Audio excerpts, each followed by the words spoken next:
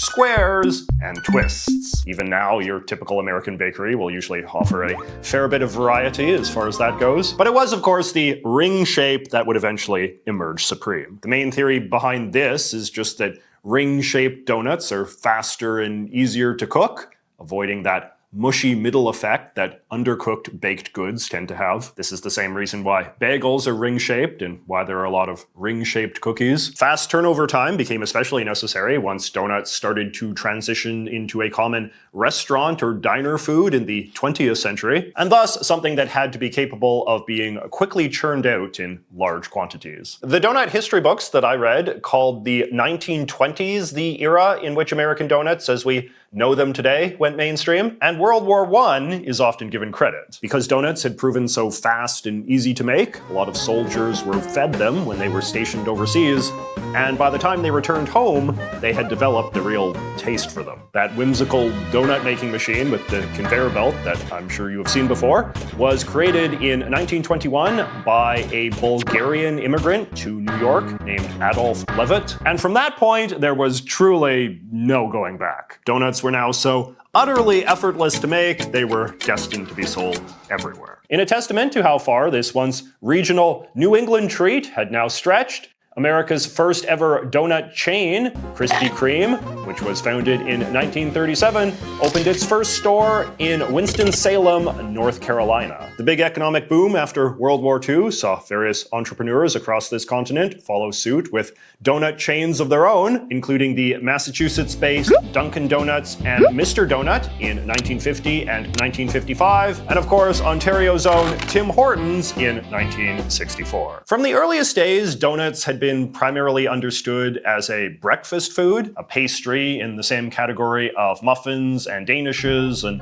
other things you might eat with coffee or eggs. As our culture has become more hurried and efficient, they have emerged as a leading symbol of food convenience as well, a sort of low-effort thing that office workers stereotypically eat, either on their morning commute or from a big box in the meeting or break room. On the opposite end, however, as our society has grown richer, donuts have also become a leading symbol of food extravagance, with many major American cities now having hipster shops selling donuts with all sorts of over-the-top flavors and decorations. There's one here in Vancouver that has a PB&J donut that's really... For containing so many multitudes, I might even say that donuts now outrank burgers as the most American of foods in terms of their ability to personify everything that adjective entails. The term cheesecake is very old, dating back to at least the 15th century, according to the Oxford English Dictionary, making it easily the oldest dessert we'll be talking about today. According to this History of Milk by Anne Mendelsohn, the name was originally used pretty broadly, referring to a family of tarts featuring fresh curds baked in pastry with various combinations of sugar, spices, eggs, and butter. The various European countries all invented different cheesecakes of this sort, with those super eggy Portuguese ones, which date back to the 17th century, being a particularly famous example. The Germans, meanwhile, had their own version, a creamy tart made mostly of butter, known simply as Käsekuchen, or cheesecake. When German immigrants started coming to New York in large numbers in the late 19th century, they in turn did what immigrants often did in those days, which was attempt to replicate recipes from the old country using distinctive American ingredients. So they would make Käsekuchen,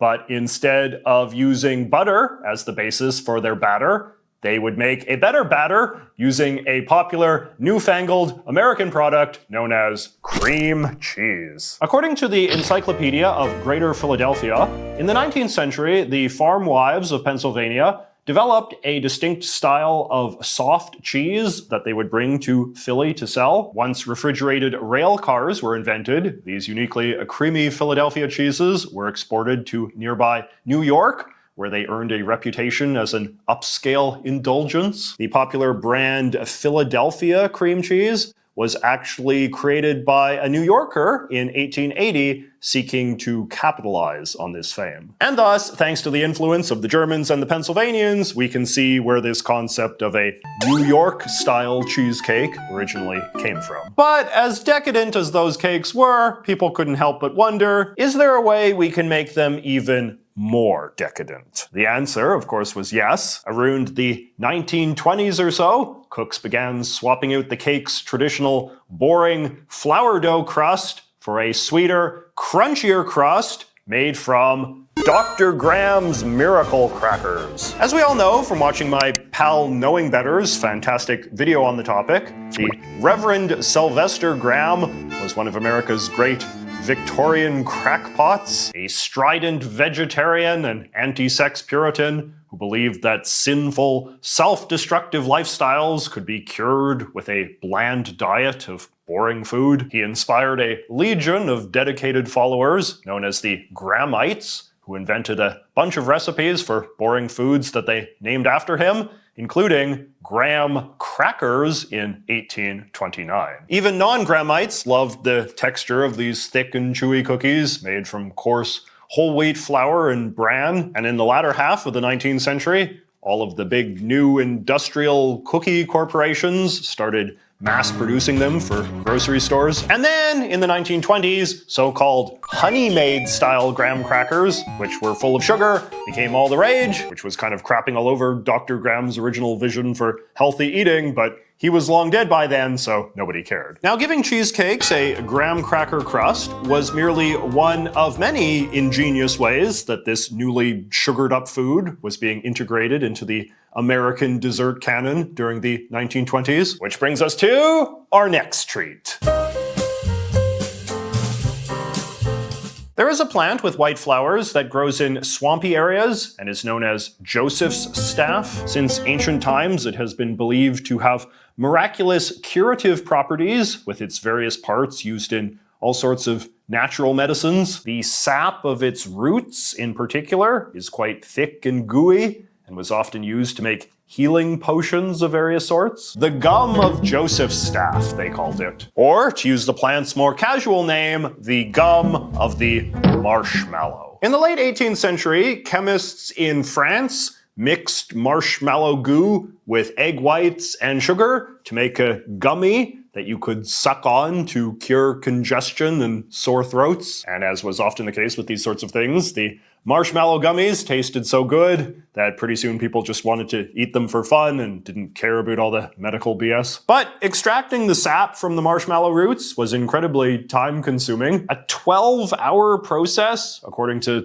this guy's marshmallow blog. And this provoked a lot of interest in making synthetic marshmallows instead, which didn't prove to be that hard to do, since basically nothing that made the marshmallow gummies fun and delicious required anything from the marshmallow plant itself. All you really needed was sugar, egg whites, and some sort of thickening agent. In the 19th century, they swapped out marshmallow sap with the sap of some other plant. Today, we mostly use animal gelatin, which we will talk more about later. Like everything else, marshmallows as we know them today started to be mass-produced once the Industrial Revolution happened, and they became a much beloved candy with kids in particular. In Victorian times, it became popular to take a box of marshmallows with you on camping trips, and roasting them on an open fire became a much sentimentalized tradition as bucolic outdoor family activities became a mainstay of middle-class life. Middle-class children, in particular, loved to go on outdoor adventures, and the rise of camping clubs for young girls and boys reached its apotheosis in the form of the Scouting movement,